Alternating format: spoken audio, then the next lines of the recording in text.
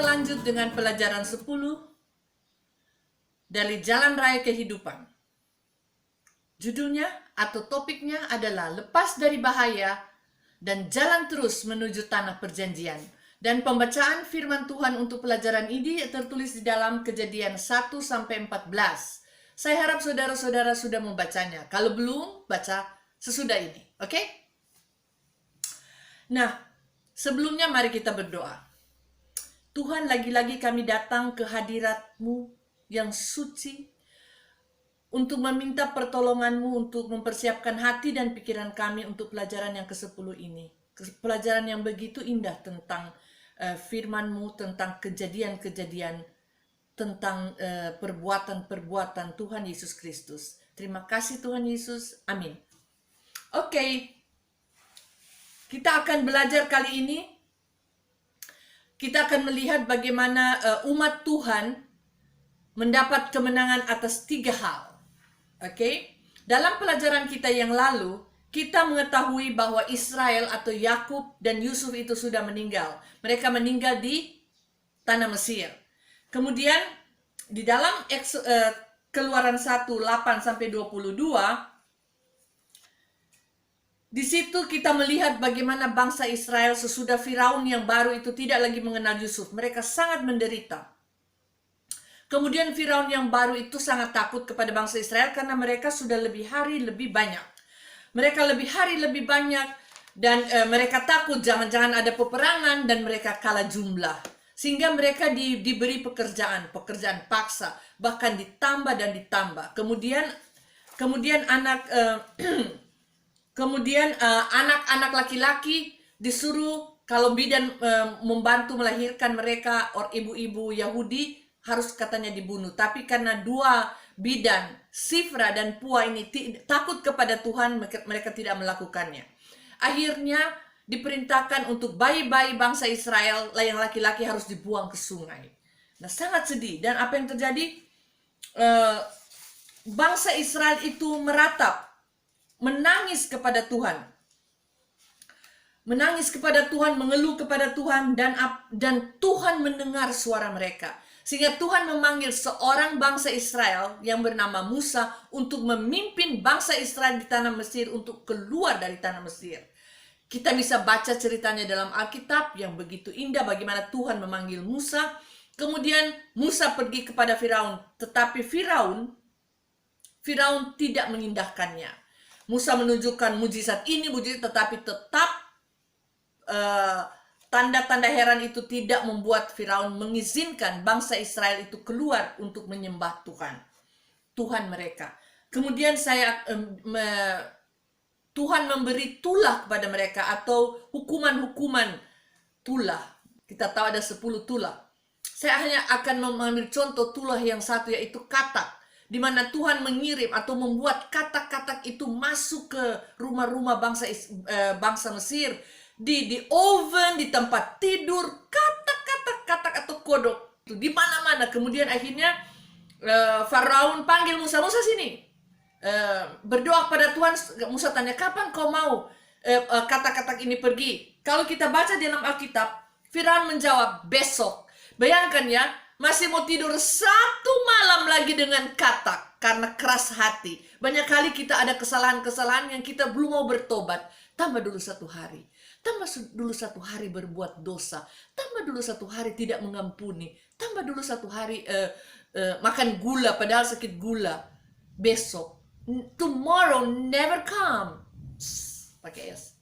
Nah, saudara-saudara sekalian, Firaun mau besok baru katak-katak. Dia mau tidur 1 malam lagi dengan katak. Saudara-saudara, mau tidur 1 malam lagi dengan dosa? Oke. Padahal Tuhan bisa melepaskan kita dari dosa, tapi kita masih mau dulu.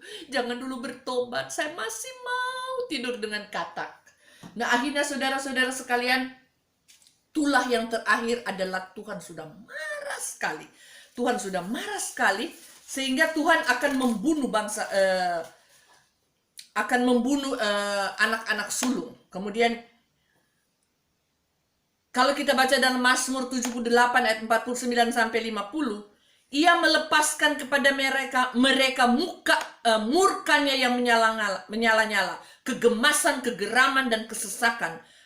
suatu pasukan malaikat yang membawa malapetaka.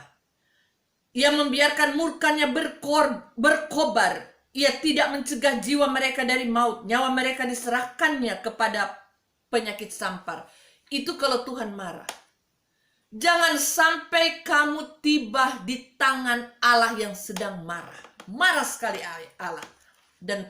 Tetapi sebelum Allah mengirim malaikat maut untuk membunuh anak-anak sekulum bangsa Mesir, Tuhan memberi satu perintah kepada Musa, yaitu bahwa bangsa Israel itu harus membunuh seekor domba atau kambing yang tidak bercela, yang muda, yang bagus, dan mengambil darahnya dan mengoresnya di pintu, di bagian kiri, bagian kanan, dan bagian di atas. Itu Tuhan bilang. Dagingnya dimakan, dipanggang dan dimakan dan lain sebagainya. Ternyata persiapan untuk mereka mau keluar dari tanah Mesir supaya mereka kenyang, tidak lapar. Saudara-saudara sekalian, darah dicet sini, darah dicet sini, darah dicet di atas. Saudara-saudara sekalian, di bagian atas biasanya bangsa Israel itu menulis nama mereka, nama keluarga.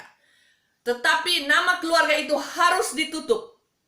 Harus ditutup dengan darah. Saudara-saudara sekalian, saya mau bertanya, di mana nama saudara tertulis? Di muka pintu rumah? Di dalam ijazah?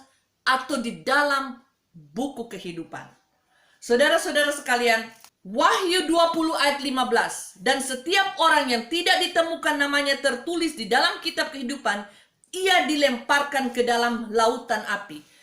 Apabila seorang namanya tidak tertulis dalam kitab kehidupan, ia akan dilemparkan ke dalam lautan api. Nama saya sudah terhapus dengan darah Tuhan Yesus. Nama saya tertulis di pintu kehidupan, di buku kitab kehidupan. Wahyu 21 ayat 27. Tetapi tidak akan masuk ke dalamnya sesuatu yang najis atau orang yang melakukan kekejian atau dusta, tetapi hanya mereka yang namanya tertulis di dalam kitab kehidupan anak domba itu. Jadi kitab kehidupan itu ada juga nama lain, atau kitab kehidupan anak domba. Efesus 1 ayat 7. Sebab di dalam Kristus kita telah mendapat kebebasan yang dimeteraikan dengan darahnya serta pengampunan dosa. Dalam hal ini nyata kebesaran rahmatnya. Dalam Kristus kita mendapatkan penebusan melalui darahnya, yaitu pengampunan atas dosa-dosa kita sesuai dengan kekayaan anugerah Allah. Bangsa Israel melakukan perintah dari Musa, instruktur mereka, instruksi Musa. Darah, kiri, kanan, dan di atas. Malam tiba, dan Tuhan bilang, bangsa Israel tinggal di dalam. Ada juga bangsa Mesir yang tinggal di dalam rumah itu. Datanglah malaikat maut. Malaikat maut melewati rumah-rumah yang bercat darah itu. Tidak peduli siapa yang ada di dalam. Pokoknya rumah yang bercat darah itu dilewati. Pass over. Saudara-saudara sekalian, keselamatan Allah tidak pandang bulu. Siapa saja pokoknya percaya kepada Dia yang mati di atas kayu salib, yang darahnya tercurah untuk kita, selamat. Malam itu datanglah malaikat maut. Tangisan bangsa Mesir, meraung-raung kematian anak sulung. Tapi anak bangsa Israel tidak. Kenapa? Karena mereka mengikuti instruksi Musa. Darah di pintu yang menutupi nama mereka itu menggambarkan darah Tuhan Yesus Kristus, anak domba Allah. Kalau kita nanti mau kena hukuman karena dosa kita, tidak dilihat oleh Allah, tertutup oleh darah Tuhan Yesus. Kebenaran Allah menjadi kebenaranku. Malam itu terjadi ratap tangis, akhirnya cepat-cepat Firaun bilang, Musa pergi engkau. Musa pergi. Mereka langsung packing semua, jalan. Mereka pergi itu bawa kompor, bawa alat masak, tapi bukan Rinnai atau Philips, bukan. Mereka pergi sementara di jalan. Aduh, Firaun yang keras hati itu menyesal. Siap juga tentaranya menyusul, mengejar bangsa Israel. Bangsa Israel berada di dalam keadaan sulit. Waktu mereka mau maju terus ada Laut Merah. Mau lihat di belakang, tentara Firaun. Bingung. Di dalam hidup kita banyak kali kita mau maju salah. Menakutkan. Mau mundur lebih takut lagi. Bukan? Musa bilang apa? Keluaran 14 ayat 13 dan 14. Tetapi berkatalah Musa kepada bangsa itu, jangan takut, berdiri tetap, dan lihatlah keselamatan dari Tuhan yang akan diberikannya hari ini kepadamu. Sebab orang Mesir yang kamu lihat hari ini tidak akan kamu lihat lagi untuk selama-lamanya. Apa? Jangan takut. Stand still. Berdiri diam. Buka mata. Pemandang tangan Tuhan. Di dalam kehidupan kita, kalau kita bingung, tidak bisa lihat kanan, tidak bisa lihat kiri, muka tidak bisa, lihat ke atas. Tuhan, I'm standing still, watching your hand.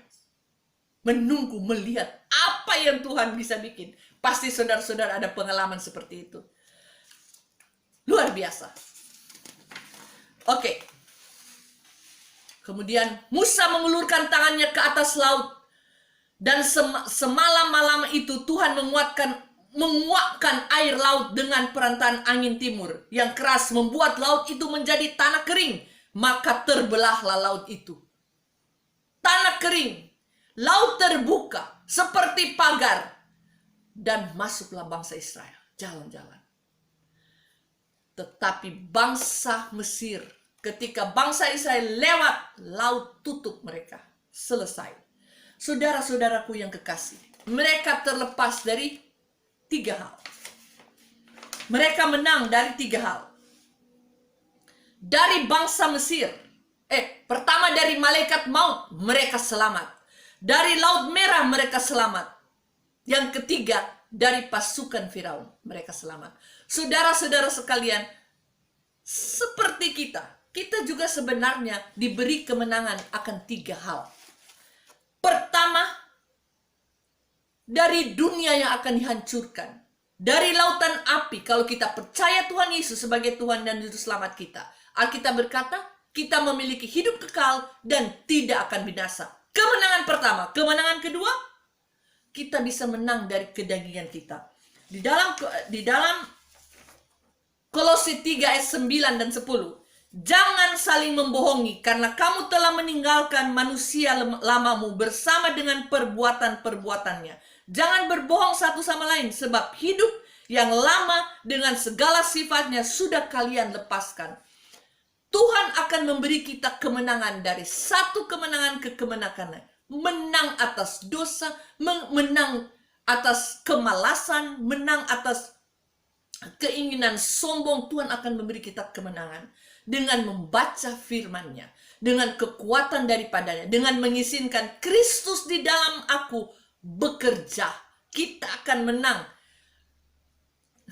Every day with Jesus, sweeter than the day before. Menang. Setiap hari kita bisa menang. Alkitab berkata kita lebih dari pemenang. We are more than a conqueror. Itu janji Tuhan. Itu bisa. Saya percaya itu dia.